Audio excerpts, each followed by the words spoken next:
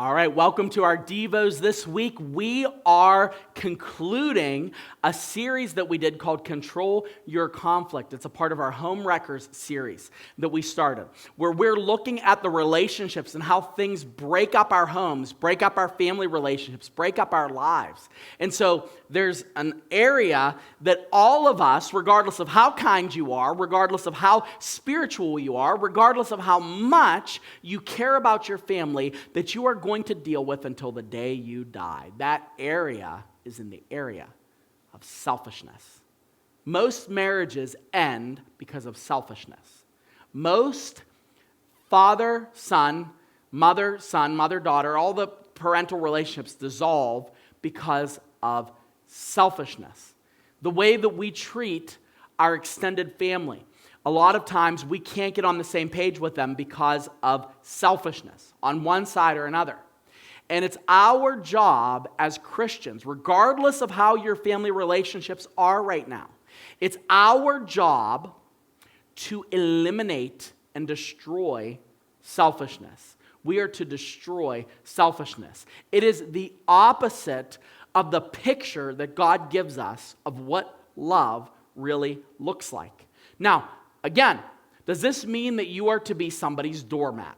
I've said this before, because Christians, that some of you that are enablers, you're going to take this part of my 4-part series, or 5-part series, we've talked about conflict, and you are going to run with this and make it a banner. Like, I just should let them do whatever they want because it's selfless. No, the reason why you're letting them do whatever they want is because you're damaged. You think that you deserve to be treated that way by them, and you have not established proper boundaries and told them things that you feel and given yourself the value that God has, and that's why you allow people to abuse you. It has nothing to do with the fact that you're being selfless. It's because you're damaged. That's not what I'm talking about. Unpause, that's a whole other conversation.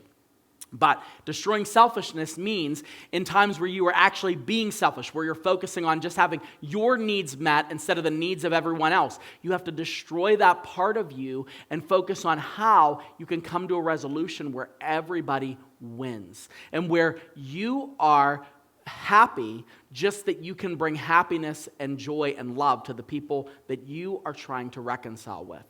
In 1 Corinthians chapter 13, read in so many different weddings, look at what the picture is here of what love is in a family. Look at love, how it ought to be portrayed in our families. Love is patient and kind.